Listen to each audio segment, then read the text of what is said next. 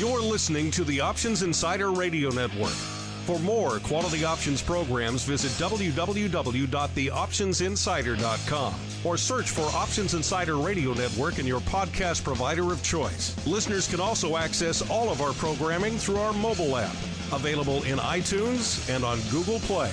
Don't forget to follow along with your favorite programs and submit your own questions for the hosts at twitter.com/options, facebook.com/theoptionsinsider, or via questions at theoptionsinsider.com. And now, it's time for the show that breaks down the options market, from unusual activity alerts to market analysis, strategy overviews, listener questions, and much more. If it involves puts and calls, then our all-star panel will break it down. It's time to hit the option block with your host, Mark Longo from the Options Insider Media Group, and co-hosts Uncle Mike Tosaw from RCM Asset Management, Andrew the Rock Lobster Giovinazzi from OptionPit.com, and Mark the Greasy Meatball Sebastian from OptionPit.com.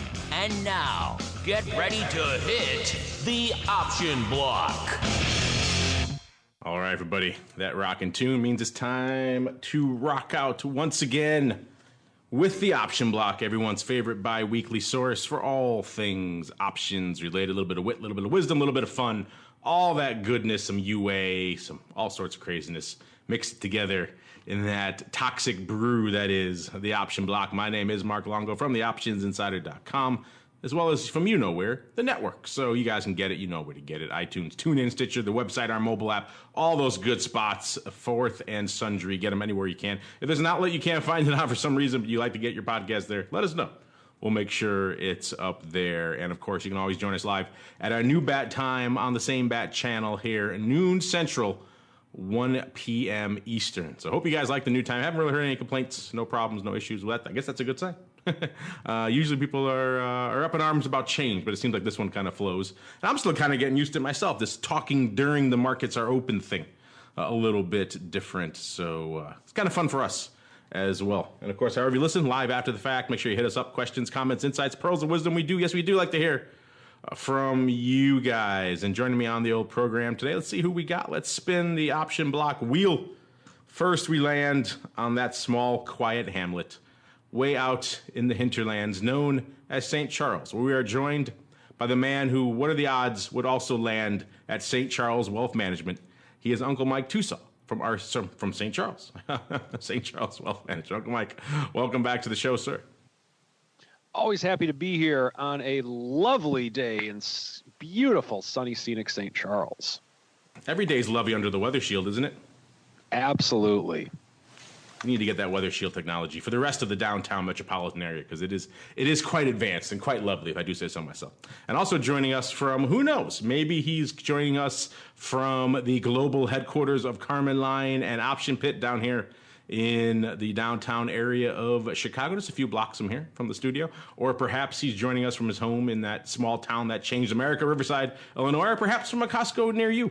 You never know. He is the greasy meatball, Mr. Mark Sebastian. Mr. Meatball, how are you? Where are you beaming to us from today? I am at our global headquarters, and yeah, it's great to be here. I love this noontime. It is so easy for me to you know, I'm not racing against trains. I'm not doing anything. I can see what the markets are actually doing. I can you know, look at all sorts of stuff, and it should be a lot of fun. But I'm loving everything about our noon start time. It's the best idea ever. There you go. Noontime is the best. You've heard it here from the meatball. Hopefully you agree. If not, we'll keep on rolling right on into the trading block. It's time to break down the latest topics, trades, and trends in the world of options. It's time for the trading block. All right, everybody, welcome to the trading block. And oh, what a couple of sessions it has been. I think to call them whipsaw heavy would be an understatement. Today, as we're recording this and streaming it live, a little bit past noon central here, the one true time zone. We're seeing kind of reverse of everything. Yesterday was kind of a big sell-off, kind of on, I guess, scant news. I mean, the turkey thing is not like that's exactly surprising people at this point, yet we kind of saw this kind of just a very aggressive sell-off. We saw VIX cash spiking. We saw VXX spiking up a couple of handles. How high up did we get in ye old VIX cash? Yesterday we got up to 1686. Madness, and today, of course, worm is turning right back around. S&P up 1%, Dow up 1.6% actually, and the Q's up nearly 0.8%. Let's see where we are in the Dow. Dow at 25, 55, 56, because people are making a big deal about this fact that the Dow is in its correction territory for the longest time in nearly 60 years. That's, of course, measured by its failure to move 10% above a closing low hit earlier in the year. It's now spent the longest period in correction territory, 131 sessions. That's going back to 1961. It needs to close at 25,886. So we're not quite there yet. Got about 300 more handles in the Dow, which, given the fact we're up 400 today, that could happen at any moment. So interesting stuff out here. Kind of crazy stuff. VIX cash, again, taking on the chin yet again. Off over a handle, 1.35 handles actually, or few percent of percent fans, over 9%. Right around 13 and a quarter right now. And just a whipsaw friendly day. Got as low as 1282 intraday. VXX, our old friend, coming back down after going right back up off nearly two handles again, flirting right back again with the 30 handle. Actually broke it again today, got down to 29.88. So this has just been all over the place, crazy. Mr. Meatball, you must be slinging things left and right in Carmen line these days.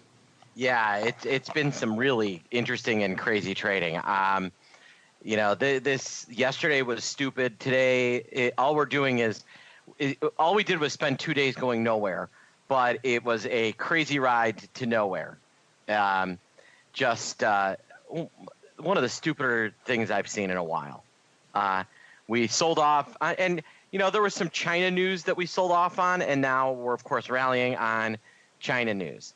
So, kind of a crazy day. Now the thing driving the Dow today is Walmart. I don't know if you saw Walmart, but just unbelievable, knock your socks off earnings out of Walmart yesterday. It's up almost 10%. And what people like is that there's a ton of internet traffic. A lot of Walmart.com stuff. I actually noticed that I got a package for, it's my younger son's birthday on Saturday. And, I got a few boxes from Walmart.com, not Amazon.com. And I think heresy, sir. It was interesting, right? But their whole thing, you don't have to join a club to get free shipping, I think, seems to have worked. Plus, they're honestly a lot of times they're cheaper, especially on the stuff they actually have in inventory, right? Because it's not just drop shipping like a lot of Amazon stuff is drop shipping.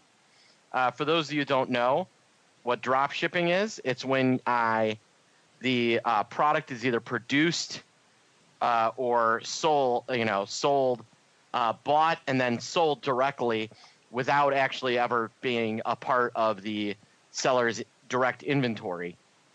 And Walmart actually has inventory. So that, long story short, a lot of impressive things out of Walmart.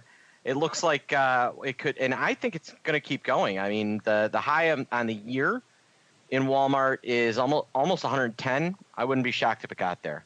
Yeah, I was building up to that, but I know you like your retailers. We could dive into Walmart. They had a blowout, I think, by any measure, quarters. They reported second quarter comp sales, excluding gas, were up 4.5%. That blows the doors off the analysts. And we always laugh about analysts here, but there blows the doors off what the analysts were predicting, which was about 2.2%. So surprise, surprise, stocks rally ho, up over 9 handles or about 10%, right around 99.30 right now. Lighting it up on the options tape as well. It averages about a little bit shy of 50,000 contracts a day. Today doing over 200,000 already, today. About 213,000 on the tape, about a little over 2-to-1 calls over puts. Not exactly surprising given that we're in strong rally territory. They say their U.S. business delivered the best quarterly comp sales results in more than a decade. So blowing it off, and you're right, Mark, a lot of that attributable to the online stuff, which is, I believe they bought Jet. What was that, a year and a half ago, something like that? Yeah, a year and a half ago, which, as you recall, was launched as this big Amazon killer, right? And then Amazon says, no, or Walmart says, no, we'll take that. And I know there were some growing pains there with the two corporate cultures didn't fit at all. You had kind of like, Silicon Valley startup culture versus Walmart culture. They did not mesh at all. I think there were a lot of problems there. I think like Walmart would ban drinking in the office and things, and the Jet guys like, no, we want to have a party. A lot of stuff like that. But apparently they've worked through it to the betterment of all, because the stock is in serious rally ho mode today. I know if you guys check out our site, we have those earnings move reports and earnings move reports, and then earnings move analysis coming out of the ORATS guys. They had broken it down. Walmart going into the event, they were pricing around $3.50. Excuse me. The past expected move for Walmart was about $3.33, so they're pricing in a little bit more of a move this time. Historically, they have projected in about $3 in the straddle, so they're looking a little bit rich this time. Ironically, the past actual moves, which is an average over a broad spectrum of quarters, is $3.50 exactly. So they're pricing it pretty much exactly at that level. Same quarter. So this quarter in past years, they've only moved $1.71. So it was looking by a lot of measures, it was looking pretty rich out there in the Walmart straddle, and yet blown the doors on it to the upside today. Mr. Uncle Mike, have you been watching Walmart? Is that part of the strategic night? And if not, what else is catching your eye out there today, sir? Well, in general, with Walmart, I think it's one where at some point everyone gets some type of a competitor of some sort. You never know what, but even Amazon is not immune to actually getting some type of competitor. Walmart's not in the strategic night. I actually have it in a very small position of it, for a smaller area of the money that I'm managing, but with it, we were short the 90 calls on it, and I'm guessing that's a pretty safe bet that we're probably going to get called out of it this week. But it was a fun run while we did it, nonetheless. So. With this today, this has been a very fun week for me in that the market's down on Monday, was able to sell a put spread. Market's up on Tuesday, get out of the put spread. Market's down yesterday, sell a put spread. Market's up today, haven't gotten out of it yet, but probably going to get out of it at some point today, just depending on where we finish at the day. So days like this, I think that when we have a week like this and we're down with the volatility going up like it has, this has been a phenomenal opportunity for selling put spreads with money that was already on the sidelines that we're waiting to sell put spreads with, quite frankly. It's been very exciting from that standpoint. In terms of where we're at, we are 20 points below the all-time high right now in the S&P about. And so we'll see where we go with this. But what's interesting is that a lot of times triple tops don't usually hold very well. We had the first top when the market hit its all-time highs back in late January. We didn't quite test it last week. We came close to it, but we didn't quite test it. But now we might have the momentum to break through and get some new all-time highs in the S&P.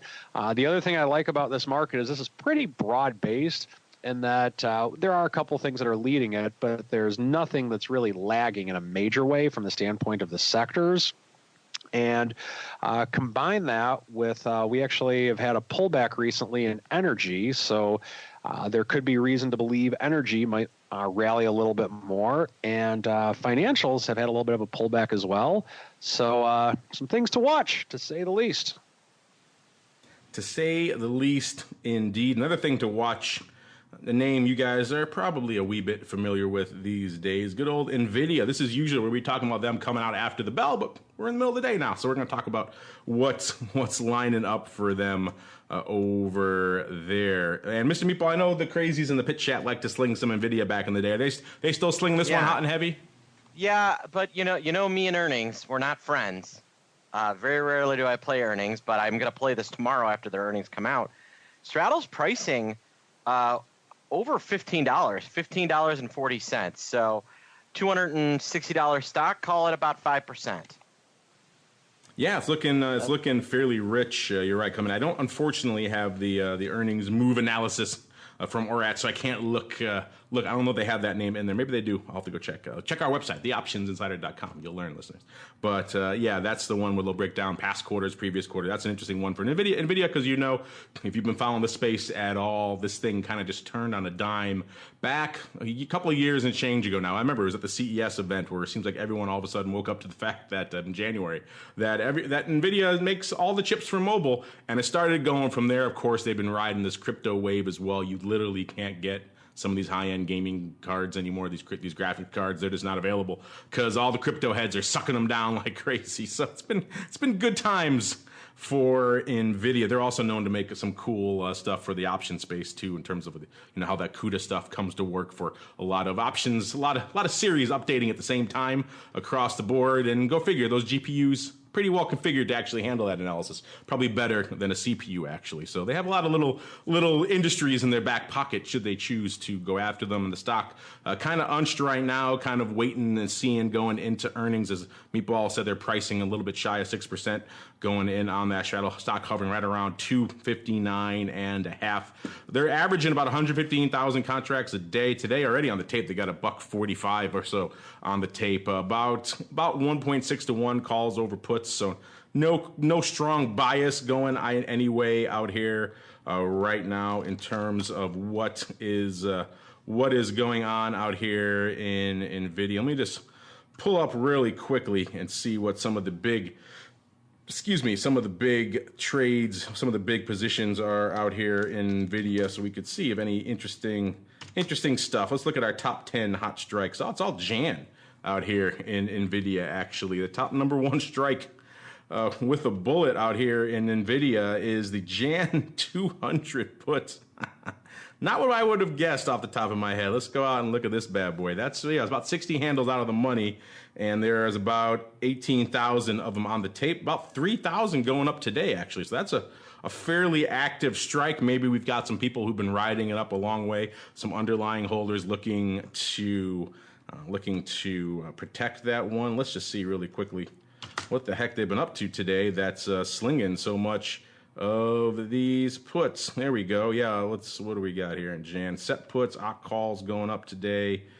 Where is this? Not in the top trade. We'll look for it later. I don't see it going up, but it says 3,000 and change going up today. I'll have to dig in and see exactly.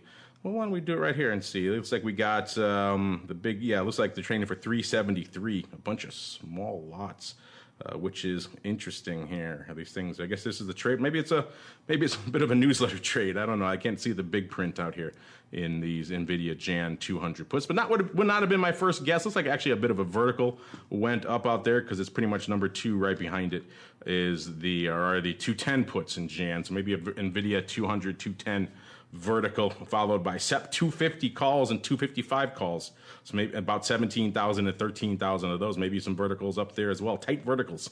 Maybe that's the order of the day out here in Nvidia. I would not have predicted that. And then round out the top five here, we got the Jan 180 put. So Jan puts. Who'd have figured? You got to go all the way down to number 6 here to find the first AUG position. It's the AUG 280s.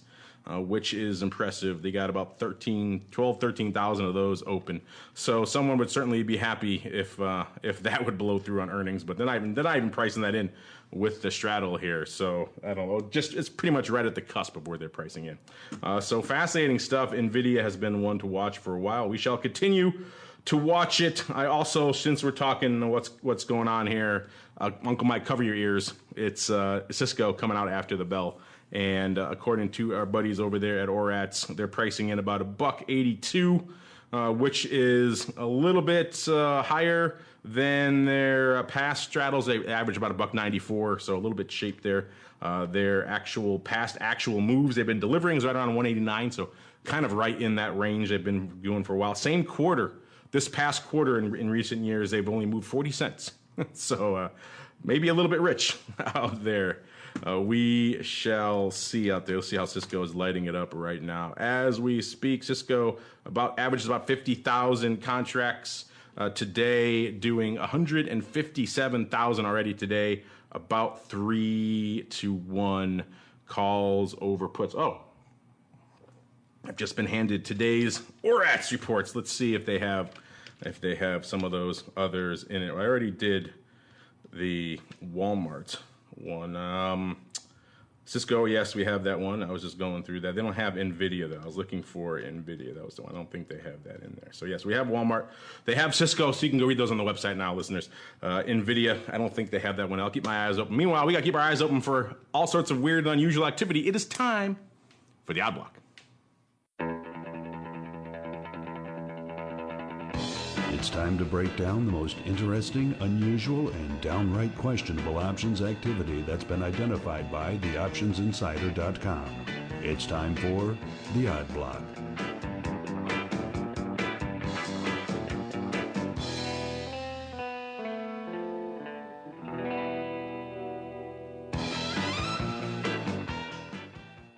All right, everybody, that funky tune means it's time to get funky here on the old Odd Block, or I should say the Option Block, because it's time for the Odd Block, the portion of the show where we get weird. And let's see, what's weirder these days than Tesla? It's moving, it's shaking. They're going to get bought public or go private. They got the funding secured. Oh, wait, the SEC says no, no, no. They say the Saudis say they're not interested. Musk says they are. They're going to get $70+ billion.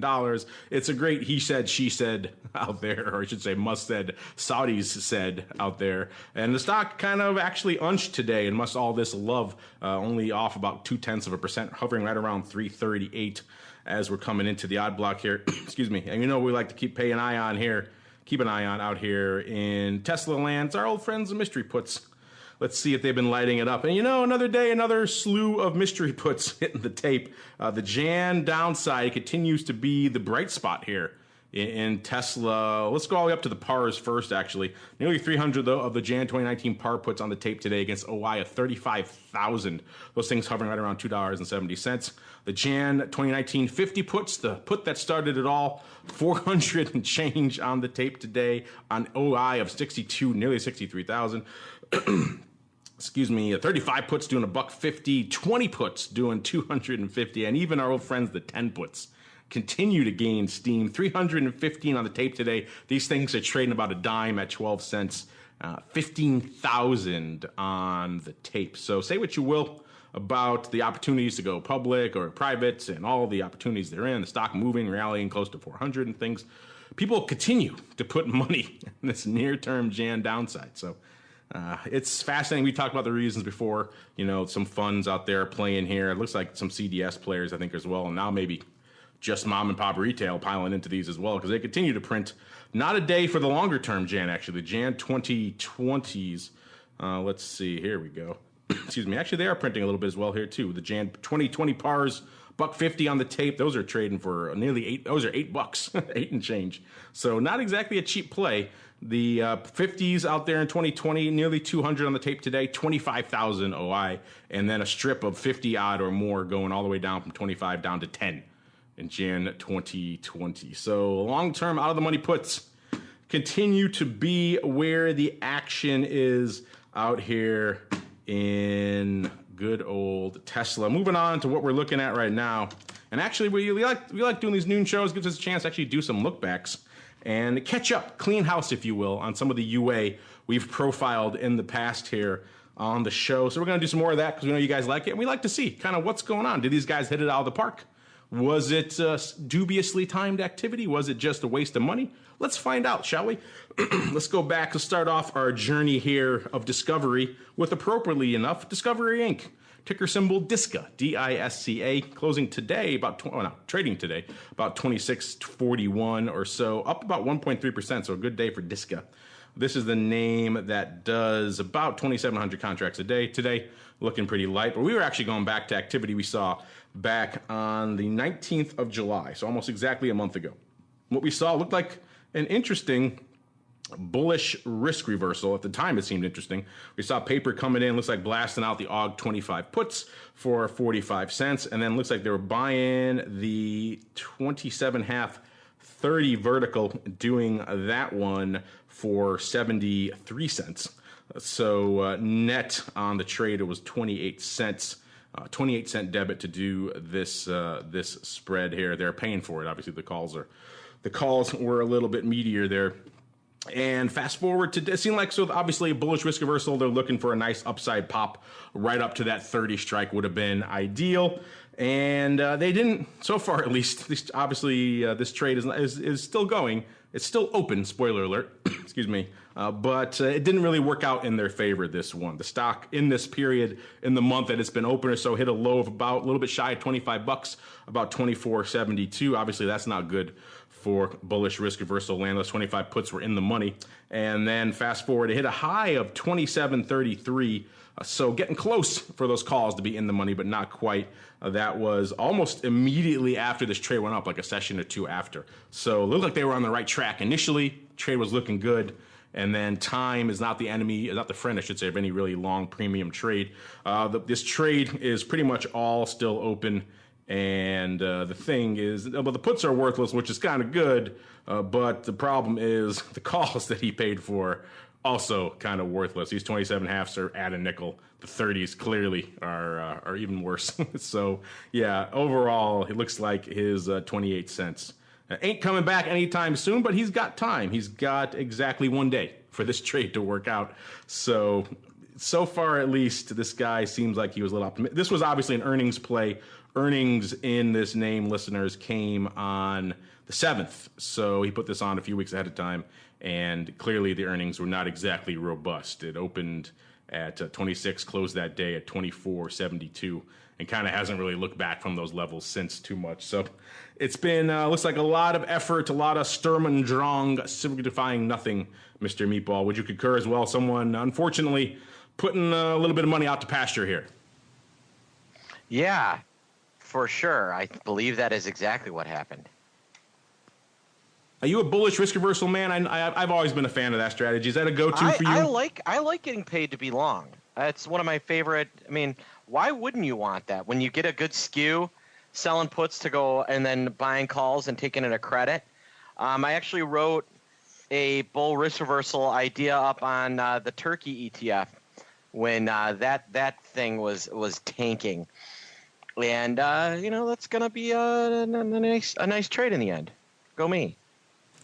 Well, there you go. Go you. Yeah, I've always been a fan of bullish risk reversal. I know your pal, the Rock Lobster there. He likes to sell the put and kind of wait on the call. He does more like a rolling, I guess, risk reversal. Once the stock starts rallying, then he'll buy the call. But he won't do it at the beginning because, he likes to get his juice for free. And if it's not for free, it's not free. I'd rather just get that directional exposure. I like it. Yeah, I'm with you. I like to set him up at the initial outset. That's always been a little bit of tug of war between myself and the Rock Lobster there. But he's writing the book finally. He's doing the webinar, getting your juice for free. I've only been telling him to do it for 3 or 4 years, so we'll see how that comes up. But not looking good here for our friend in DISCA. Let's see if we can get some better news here as we go back a little bit earlier. Let's go back all the way to July 16th, so exactly a month ago now, to where we talked about some looked like what appears to be some well-timed, looked like they were bullish risk reversal, or kind of a bit of a stupid on the edge there. It looks like they did some splits. It was at the time. Let's first off break down the stock. This is Cleveland Cliffs Inc., ticker symbol CLF, trading today $9.89, pretty much unched on the day. This is the name that does about 32,000 contracts a day, so pretty rich for in terms of option volume for a cheapy name like this. Today doing 44,000, so this thing has been off the charts in terms of volume of late. This is the Mining and Natural Resources Company, in case you're not familiar with them. What we profiled back a month ago was the Jan. This is out in Jan, so it's still open. Obviously, all this is subject to change because this is a longer-term trade. But it was a Jan 6 puts going up for 21 cents, shall we say, aggressively sold, well below what the bid was showing at the time for 21 cents. And then that was 40,000 times. And then coming up and picking up, looks like the Jan 12s and the 11s, which is but doing it for half volume each, 20,000 and 20,000, which is why it looks like it's kind of like done on splits. Obviously, you nets out to 40,000. On the upside, doing it for 22 cents on the 12s and 35 cents on the 11s, both of those above the offer. So go figure, you want to do 80,000 contracts in a name that doesn't do that much in a day, you got to maybe be aggressive with your execution. But it had all the looks and feels of a bit of a bullish risk reversal with kind of a bit of a stupid on the upside there for extra extra upside love. They couldn't decide if they wanted the 12s or the 11s, so they got them both. Either way, however this was put up here, or whatever the intention was, if that was indeed the case, it's working out for them right now. Cleveland Cliffs, like we said, at 989. So in the past month, this the trade went up on the 16th. This was a pre-earnings trade as well, and well-timed indeed, because the stock was, at the time this went up, the stock was $8.50, right in that range. And then on earnings, it shot up to 10.38, and it's kind of been 10.80, got up to 11 and change actually. So this was a very well-timed trade. He probably could have taken this bad boy off a little earlier if he wanted, because this thing was looking pretty good. Even still, though, it is looking very good right now. Those Jan 6 puts that he put on for 21 cents, blasted out 40,000 times. They're now 8 cents. So he's up roughly $500,000 on those, on that leg. And looks like he bought the calls each. So the Jan 11s that he bought for 35 cents, now 88 cents. He's up a little over $1 million on that. And the Jan 12 calls that he bought for 22 cents are now 58 cents. He's up about $720,000, about $750,000 on that. Total of a little over about $2.3 million in his pocket since this trade. I don't know, Mr. Meatball, not bad for a 1 month's work. Would you concur, sir? No, that's not bad at all. Nice trade. Good work, guy. You're hired. We have a spot for you at Carmen Line Capital if you need it. Yeah, I looked askance at this one to begin with because, me and the stupids, but it seems to have worked out. This guy's indecision on his strikes didn't seem to come in against him on this one. No, because it all worked out in his favor. In fact, I guess if you can only knock him, it's just the fact that he probably could have taken it off when the stock was about almost 2 handles higher right after earnings. And this thing, I haven't priced it up, but it probably looked a little bit better. I'm just going to say, spoiler alert up there. Obviously, Jan, not the highest delta trade, but still, stock's a couple bucks higher. It's going to look better. But still, you can't fault the guy. He's sitting on a couple of $1 million. Worth noting, it is all still open out there as we're talking. So sometimes the size money is the smart money, listeners.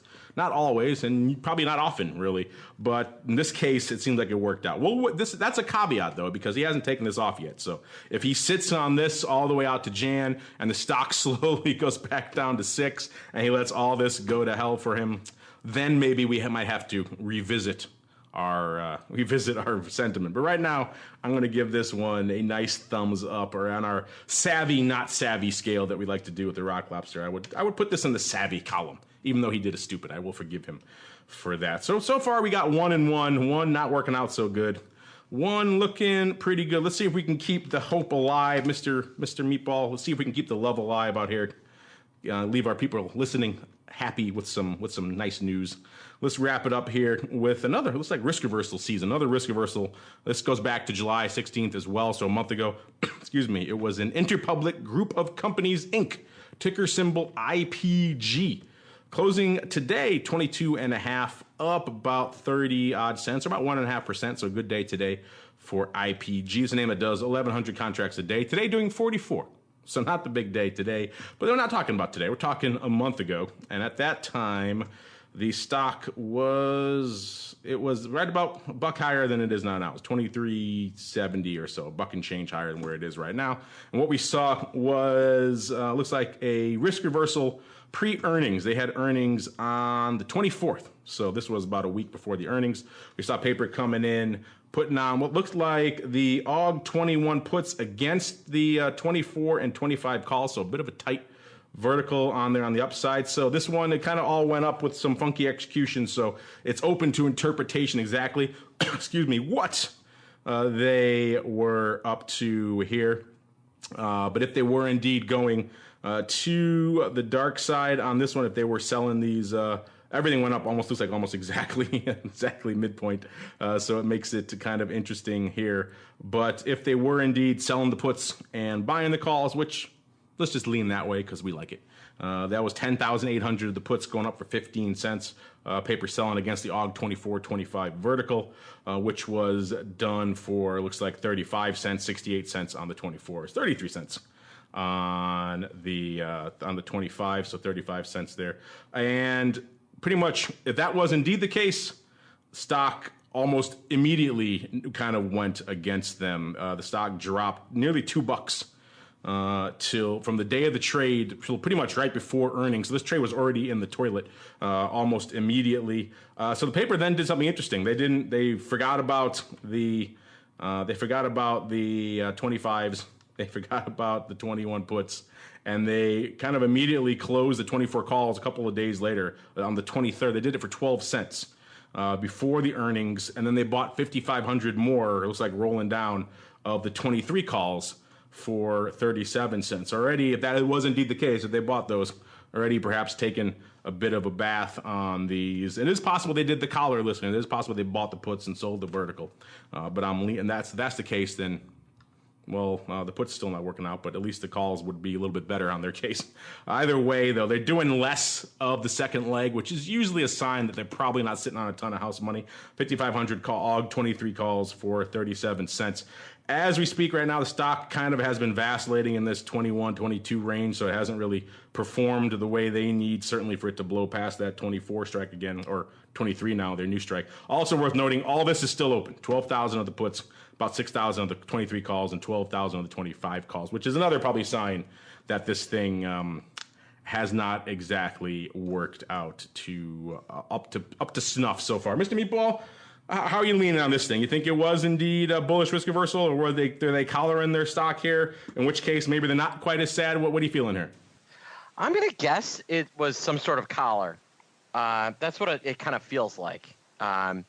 Usually a trade like that, you don't, you don't. Before a big drop, a lot of times it's a standard risk reversal. My guess is that there's some stock hidden in there somewhere.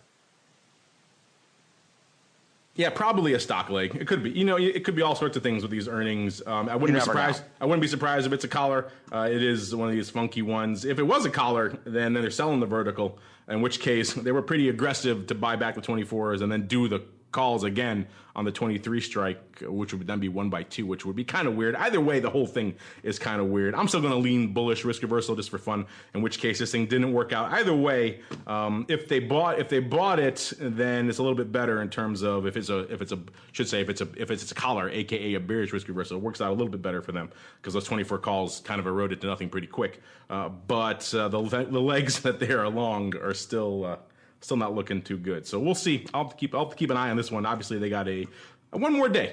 And we shall have, so far, at least no paper on the tape. So it doesn't seem like they're in any mood. And the stock 22.5, not doing anything for them in terms of this thing looking good. So we shall see. We'll keep an eye on this one. If you have thoughts, listeners, hit us up. Meanwhile, it's time for us to keep on rolling. It's Thursday. It's time for the Uncle Mike block, a.k.a. the strategy block. It's time to dispense options, wit, wisdom, and education. It's time for the Strategy Block. All right, listeners, it's Thursday. It's time for Uncle Mike to hold court. And when we do that, he likes to ask you guys what you guys want him to talk about. And today's choices, I forgot to mention at the top of the show, you got to go over to Ad Options. You got to be listening live to really vote, or you got to be on our Ad Options on Twitter, obviously, in the short time frame before the show to really get the votes in.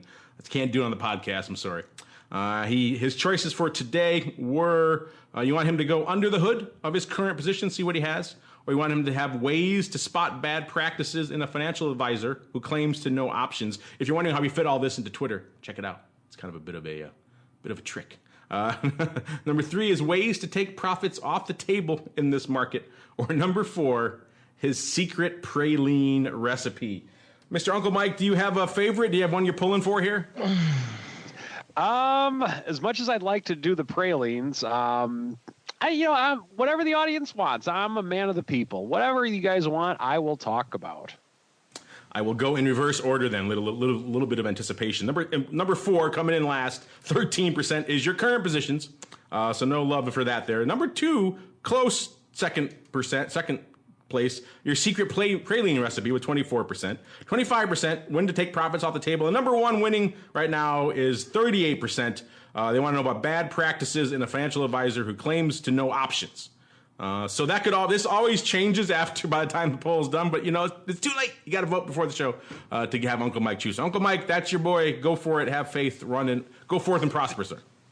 Okay, well, I mean, what is that saying about our audience right now? More people want to know about how I make pralines than what my current positions are. Not giving me I know I do. confidence, folks. They like baking. Our audience big on baking. You didn't know they that. have such faith and confidence in your current positions. They find that they're going to be uninteresting. They want to hear all about your. Well, they know you haven't touched your silver collar in 8 months, so I guess they're not too jazzed. Yeah, by it. that's a good point. Well, maybe we'll bring on the pralines in another episode to see what it is. It's one of those odd talents with which I have. I have a really good praline recipe. I can't really cook much else. On the grill, I'm pretty good, but I can cook up some mean pralines. But anyway, how to spot bad practices in a financial advisor who claims to know options. I'm going to take you guys to a story way back in the year 2003. I was just done with my professional football career, and I was starting out as a financial service representative with MetLife. I was really excited about it. Did you ever think about doing like the CFL or anything like that? Just kind of. Oh yeah, I have an XFL contract. I played arena football. You played in the XFL? I had a contract, but I never actually got to play. I never got past the contract. He was teammates with He Hate Me. It was He Hate Me and Uncle Mike. Really? Where else? So this is just so you didn't play in Europe or the CFL or any of those. Just kind of wondering. No, you have to be at that time for NFL Europe. You had to be allocated by an NFL team. I was not. Canadian football is tough from the standpoint they can only take so many Americans, and they seldom, if ever, take an American offensive lineman. So it was very difficult to get in as an American offensive lineman. So you played arena? I did play arena. I was actually a member of the first ever Chicago Rush team. I didn't know that. That's cool. I did. I was. Didn't stay there for long, but I did make the team. Wow. And then you quit? I actually did. They found guard was my natural position, and they had me playing center. And quarterback could not take a left-handed center snap exchange very well, so I made it as the team. And they said, "Oh, you're a great lineman," but they had me as a third-string center. So I'm like, "Well, I'm not going to get back to the NFL as a third stringer." So it was a professional thing. I quit the team. I get it. Went to the New Jersey Gladiators, drove out there, and they said, "Oh, can you snap with your right hand?" And I said, "Yeah, let's give it a shot." And so needless to say, I was driving back home the next day.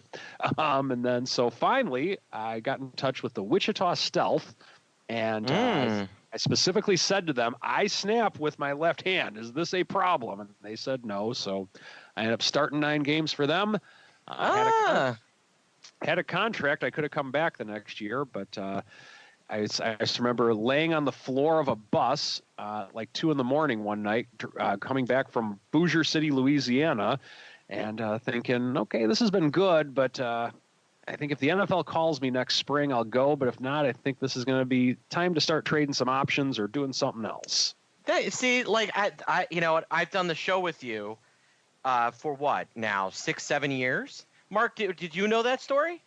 I didn't know the left-handed snapping. No, yeah, I didn't know about a lot of this. I think that's kind of neat. I'm fascinated by your.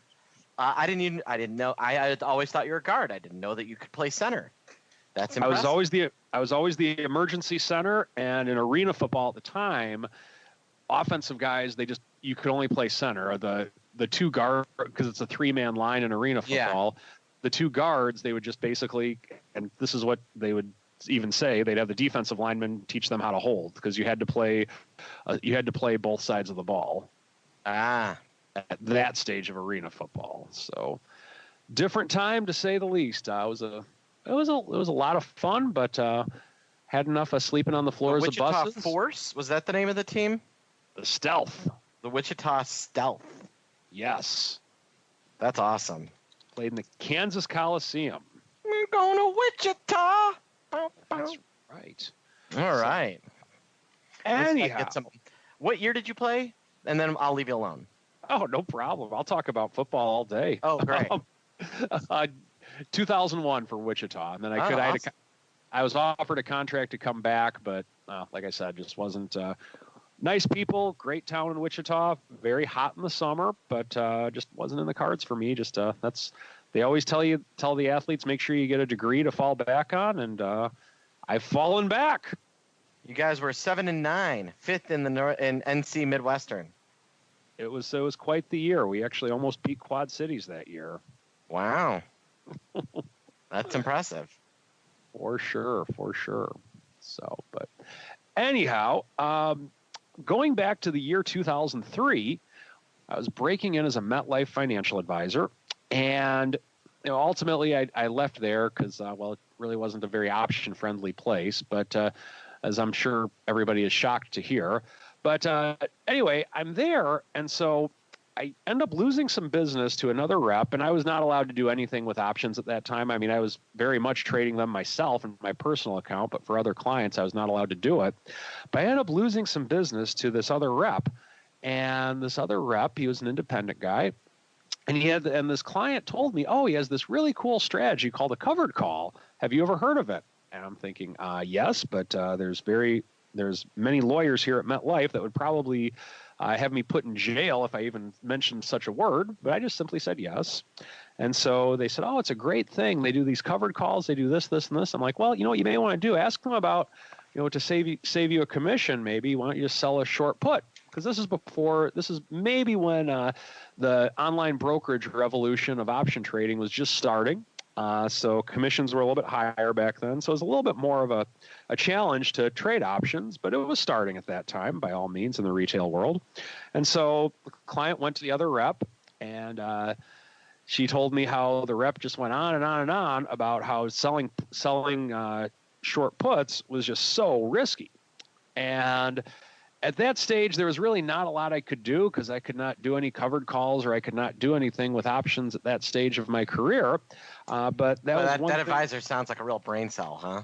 Oh, he's something else. But nonetheless, I tried to explain everything to the client, and eventually the client gave some of the business to me and some of the business to him. But this guy was running the covered calls, and I was doing something with, I don't even remember what it was. It was so long ago. But moral of the story is that oftentimes just because someone reads a book on options, they really don't necessarily know about options. So I would say the first thing, if you're going to work with an advisor and you want to have the advisor do some type of a covered call strategy or anything for that matter, try and just work in the wording, say, do you do covered calls? And almost every advisor is going to say yes and say, oh, okay, cool. Now, if you get called away, do you like to sell naked puts? And even say naked puts.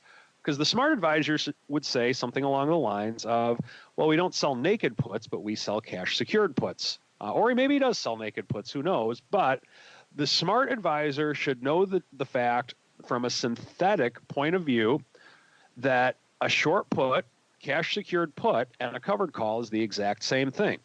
He should also know the difference between a naked put and a cash secured put. Because if he says, oh yeah, I do naked puts all the time, then what you should say is something along the lines of, oh, really? Well, how much do you leverage? 2-to-1, 3-to-1? Because he, in theory, could leverage up to 5-to-1, possibly more if he's a portfolio margin guy. But ask that question if he says, oh, no, I don't leverage my naked puts. Well, if he says I don't leverage my naked puts, then I don't know if I would necessarily call that a red flag, but it would be kind of a pink flag in that he doesn't really understand the difference between a levered short put, which is a naked put, or a cash secured put. So I would say something along those lines. Now, the next question that I would ask this advisor when you're trying to see if he has an understanding of it is something along the lines of, oh, well, do you do any options in an IRA? Now, he could say yes or he could say no. That's just his philosophy on options. But what you need to ask after the question is say something along, if the answer is no, we don't, the answer or the next question you should ask is, oh, well, why not? And if his answer is something along the lines of, well, my compliance won't let me, okay, well, it's probably, he still may know what he's talking about, but he's not really the right broker dealer or the right RIA to do it. But if he says, oh, no, options are way too risky to do in a retirement account, we would never do options in an IRA. And if he says it because he claims that they're too risky, then that is a major red flag. Now, anybody who says they don't do options because they're risky is not a serious financial professional.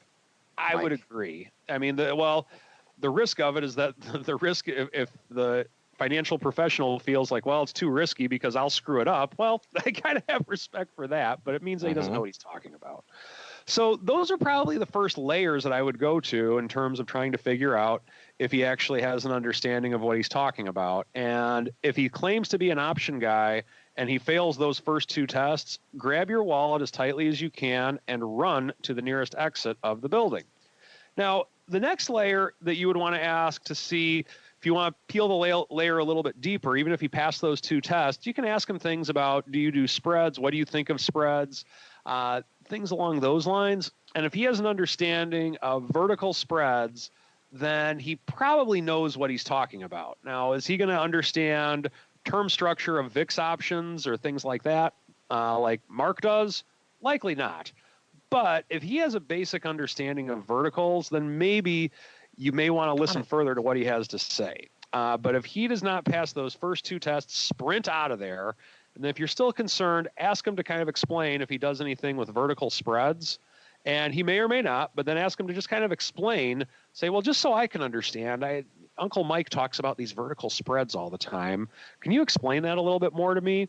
See what his answer is. And then from there, I would then at least, obviously that's not going to determine how smart he is, but it'll at least if he can pass those first three initial tests, I'd give the guy a shot and at least listen to what he has to say. If he can't pass those first three tests, the first two especially, run, don't walk to the nearest exit with your wallet tightly clenched within your fist. And that is the strategy block for today, August 16th. A strat block / football block, kind of a combo today. So you never know what you're going to get, what kind of bonuses coming your way here on the old option block. Let's keep on rolling. Speaking of bonuses, let's see if we can squeeze in a little bonus mail block real quick. It's time to take your seat on the All-Star panel as we read your emails, tweets, Facebook messages, website comments, and much more. It's time for the Mail Block. All right, everybody, welcome to the Mail Block. Let's see where we can squeeze in here today. We guys like asking you guys questions too. We asked you earlier this week. How would you describe yourself at a dinner party? In terms of your options expertise, would you say you're a current or former pro? Are you a retail options whiz? Are you a retail options dabbler? Or are you looking to get started right now with a couple of days left on our question here going into the weekend? Retail options dabbler seems to be leading. It was pros for a while. Now the dabblers piling in to the tune of 48%. 21% says you're a retail options whiz. 12% say you're a current or former pro. And 19% say you're looking to try out these options things. So if you haven't voted at options, hit us up over there. Let us know what your thoughts are. People chiming in, listening to the show here. Sammy Hyde saying, there goes Tesla. Yeah, it looks like it's selling off right now.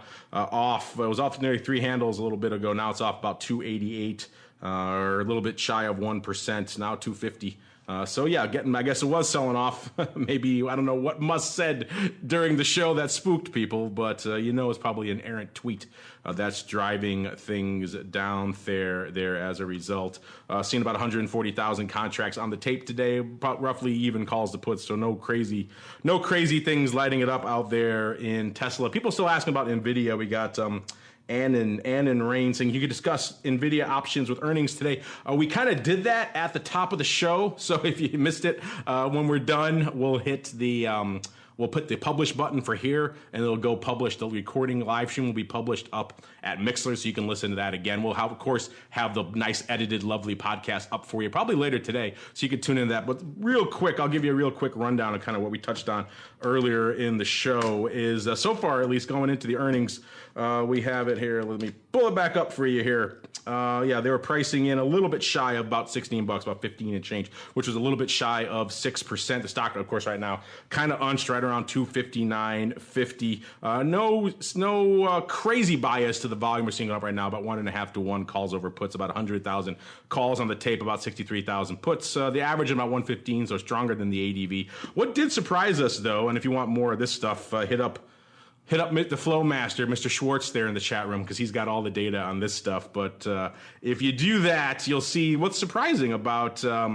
about what's in NVIDIA. What surprised me, at least, was what people are actually have on in there, which is not probably what you'd think, which is kind of some of the crazy near-term stuff going into earnings, AUG calls, things like that. It's Jan puts. Jan 200 and 210 puts are kind of the big open positions right now, about 18,000 each. Looks like a vertical went up there. Jan 200, 210, about 3,000 of those hitting the tape again today, which is kind of interesting. So maybe someone taking off some of these puts ahead of earnings. That is something I want to have a little bit more time to dig into after the show to see myself. SEP upside also, but tight upside. SEP 250 and 255s with about 17 to 13,500 open each. So maybe a bit of a tight vertical there as well. Either way, not at all the paper I'd expected. The big stuff open. You got to go all the way down to about number 6 or 7 here. Does that about 7 to get the AUG 280s with about 12,000 and change, and the 2.5 puts with about 12,000 and change there. So that's the only pretty much AUG on the list. So that does surprise me, but given what we've seen out here in NVIDIA, and unfortunately I don't have an earnings move report. If you hit up the folks over there at ORATS, ORATS, go to ORATS.com. Hit up Matt and his team, say, hey, can you crank one of these out for NVIDIA? I bet you they'll do it. Tell them you listen to the odd block or the option block, and tell them Mark told you to go ask him. If you go hit up Matt and his team, or at Option Rats on Twitter, go hit him up there. And I guarantee you they'll probably put together earnings move report with all this good stuff here in terms of expected move, past expected moves, all that kind of stuff. If they know you want it, they'll hit it up. So at Option Rats on Twitter, hit them up. Say you want the full earnings move report for NVIDIA. And I bet you maybe they'll accommodate you. They're pretty accommodating over there on their team. Meanwhile, we got to go. Keep rolling, though. Almost done here. Into our final segment. It's time for Around the Block. It's time to tell you what we'll be watching on our trading screens until the next episode. It's time for Around the Block. All right, everybody. Welcome to Around the Block. This is the portion of the show we tell you what we're watching for the rest of this week into the weekend. We'll start with you, Mr. Meatball. What are you watching for the rest of this week, sir? I'm going to be watching this crazy market, whether it stays up or it goes down again or what. My gut is 28. We run right back into 28.60 tomorrow. We shall see. We'll be chatting again tomorrow on Values probably, so we'll see if you can amend your opinion by then. We shall see. I think we'll see how we look in VIX cash land. I think all of us. Well, actually, I don't think I'm looking too bad where I am. I think I was 12.25. I think so. We'll see. We can easily be there about a 13 handle right now. We could easily be there by showtime tomorrow, which would certainly be. I would not be upset about that at all. Mr. Uncle Mike, sir, same question for you. What's obsessing you going into the weekend, sir? I want to see if we can make a new all-time high tomorrow. Forget this 2060 nonsense. I want to see 2073. Forget this 2860 nonsense. I want to see 2873. I want to say my trademark saying on Monday. We got to do it. Let's make this happen, market. Come on.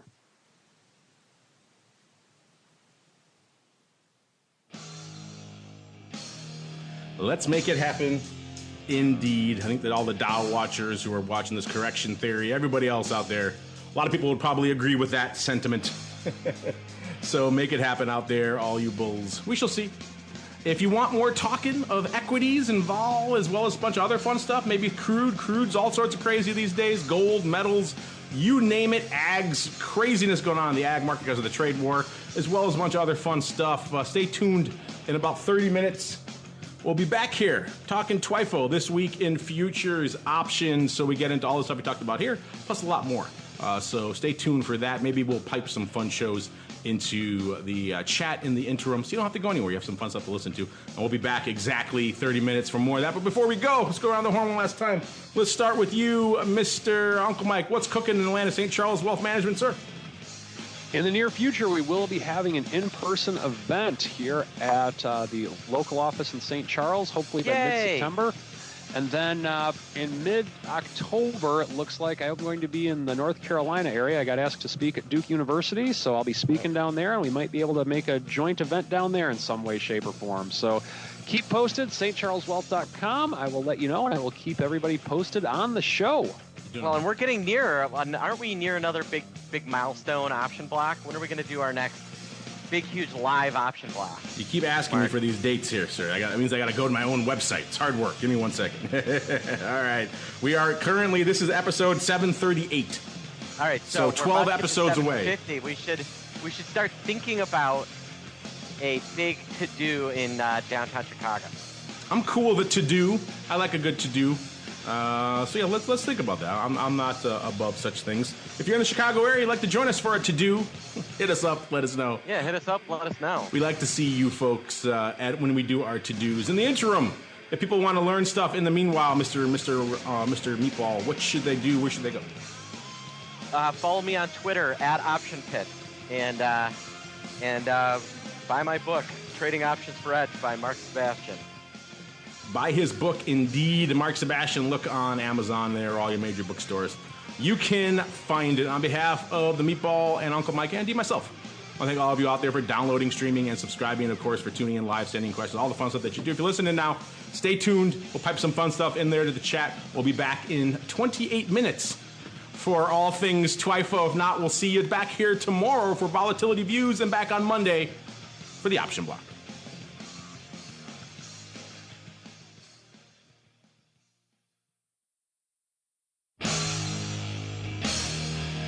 The preceding program was a production of the Options Insider Radio Network. For more quality options programs, visit www.theoptionsinsider.com or search for Options Insider Radio Network in your podcast provider of choice. Listeners can also access all of our programming through our mobile app, available in iTunes and on Google Play.